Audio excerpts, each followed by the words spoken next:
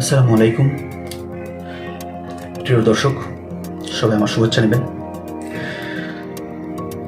বাংলাদেশ নতুন একটা নাটকের সন্ধান পেয়েছে, নতুন একটা নাটক মঞ্চস্থ হয়েছে, যার পরিচালনায় এবং নির্দেশনায় আছে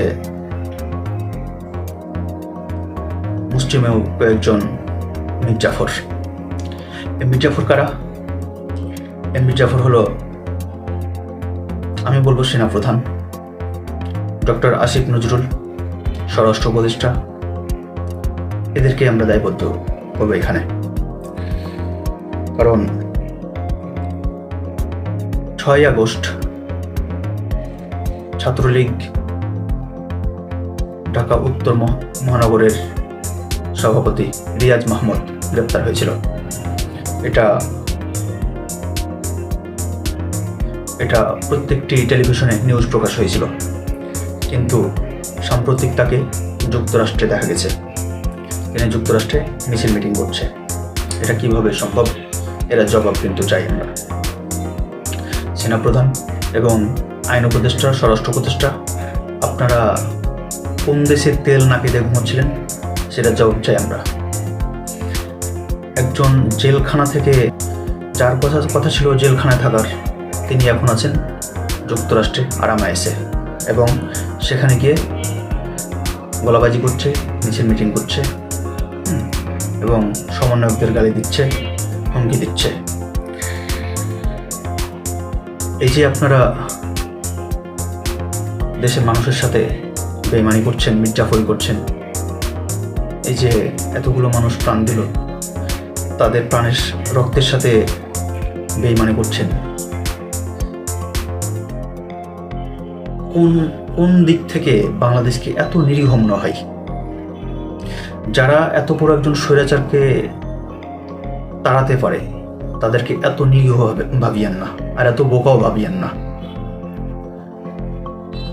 আপনাদের মির্জাফরি সামনে চলে আসছে, একের পর এক মির্জাফরি করছেন, সেটা সামনে চলে আসছে।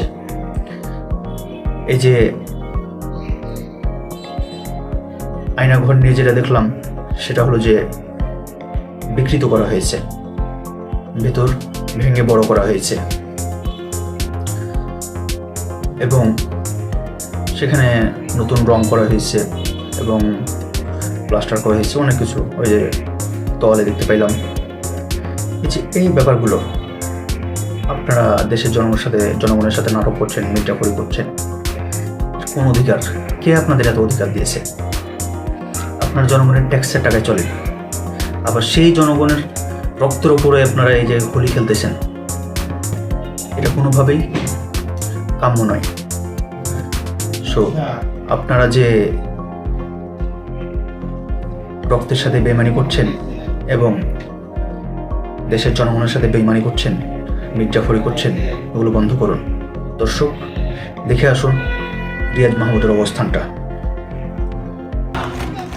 দেশের রাজনৈতিক প্রেক্ষাপটে একের পর এক নাটকীয় ঘটনা ঘটছে।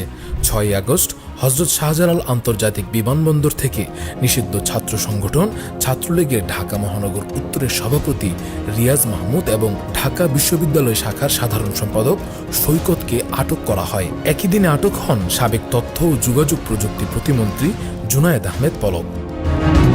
এই খবর দ্রুতই ছড়িয়ে পড়ে গণমাধ্যমে। দেশ ছেড়ে পালাতে গিয়ে ঢাকা বিশ্ববিদ্যালয় ছাত্রলীগের সাধারণ সম্পাদক তানভীর হাসান সৈকত এবং ঢাকা মহানগর উত্তর ছাত্রলীগের সভাপতি রিয়াজ মাহমুদকেও বিমানবন্দরে আটক করা হয়েছে। সৈকত এবং ঢাকা মহানগর উত্তর ছাত্রলীগের সাধারণ সম্পাদক রিয়াজ মাহমুদ বিমানবন্দরে আটক করা হয়েছে। তবে প্রশ্ন ওঠে, 6 আগস্ট আটক হওয়া রিয়াজ মাহমুদ এখন কোথায়? অন্যান্য আটক নেতাদের আদালতে হাজির করা হলেও তাকে সেখানে দেখা যায়নি। সবচেয়ে চমকপ্রদ বিষয় হলো, যে ব্যক্তির কারাগারে থাকার কথা, তিনি কিভাবে যুক্তরাষ্ট্রের রাস্তায় ছাত্রলীগের মিছিলে নেতৃত্ব দিচ্ছেন। এবং আমরা তার প্রতিবাদ জানিয়েছি, আমরা বাংলাদেশের স্লোগান দিয়েছি, এবং কি আপনারা জানেন, খাম্বা তারেকের নির্দেশনা, জঙ্গি মাতা খালেদা জিয়ার নির্দেশনা এই জায়গায় একটি। 6 আগস্ট নিরাপত্তা সংস্থাগুলো নিশ্চিত করে যে রিয়াজ মাহমুদ ও সৈকত দেশ ছেড়ে পালানোর চেষ্টা করছিলেন, অথচ কয়েক মাসের ব্যবধানে দেখা যায় রিয়াজ মাহমুদ শুধু মুক্তই নন, বরং যুক্তরাষ্ট্রে ছাত্রলীগের এক মিছিলে নেতৃত্ব দিচ্ছেন।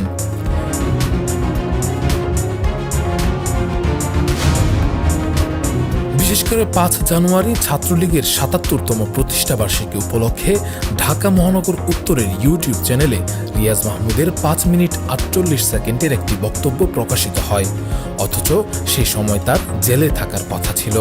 বাংলাদেশ ছাত্রলীগ গৌরব ঐতিহ্য সংগ্রাম ও সাফল্যের ৭৭তম প্রতিষ্ঠা বার্ষিকী।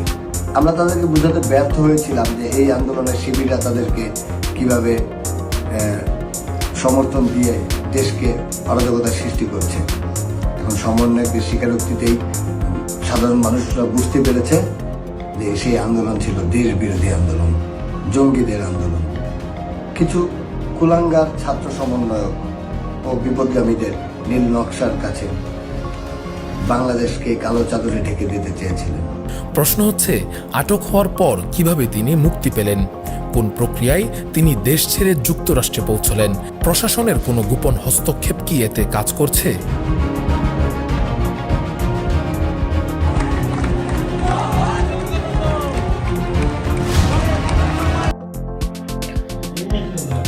এই যে ব্যাপারটা, এখানে ৩ জন ছাত্র সমন্বয়ক উপদেষ্টা আছেন। মানলাম অন্যান্য যারা উপদেষ্টা আছে তাদের এ বিষয়ে অত বেশি ভ্রুক্ষেপ দেবে না, কিন্তু আপনারা কি করছেন? আপনারা যে আপনার ভাইদের রক্তের উপর দিয়ে একটা যে অবস্থানে গিয়েছেন, সেই অবস্থা থেকে আপনারা আপনার ভাইদের সাথে যে রক্তের সাথে যে বেইমানি করছেন, এটা কিভাবে করতে পারলেন আপনারা? এটা সবাই জানতে চাই। আপনারা ৩ জন অন্তত এই জিনিসগুলো যদি বিচক্ষণতার সাথে পর্যবেক্ষণ না করতে পারেন, তাহলে আপনারা ওখানে গেলেন কেন? যারা বিচক্ষণ, যারা যোগ্য, তাদের পাঠাতেন। এভাবে চলতে পারে না। তাই মানুষ জানতে চাই আপনাদের অবস্থানটা কি।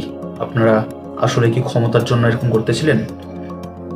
মানুষের ইমোশন নিয়ে খেলা করেছেন, নাকি খাঁটি দেশপ্রেমিক? সেটা আপনাদের প্রমাণ করতে হবে। আপনারা যেভাবে এতগুলো মানুষের লাশের উপর দিয়ে এবং এতগুলো মানুষের রক্তের উপর দিয়ে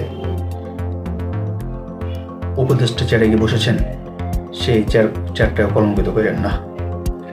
অনুরোধ, সেই চেয়ারটাকে কলঙ্কিত না করে তার সম্মান বাঁচান। এবং এই বিষয়গুলো যে একজন গ্রেপ্তার হওয়ার পরে দেশ ছেড়ে চলে গেছে, এই বিষয়গুলো কিন্তু সত্যি কেউ আশা করেনি। সবাই ভালো থাকবেন। আল্লাহ হাফেজ।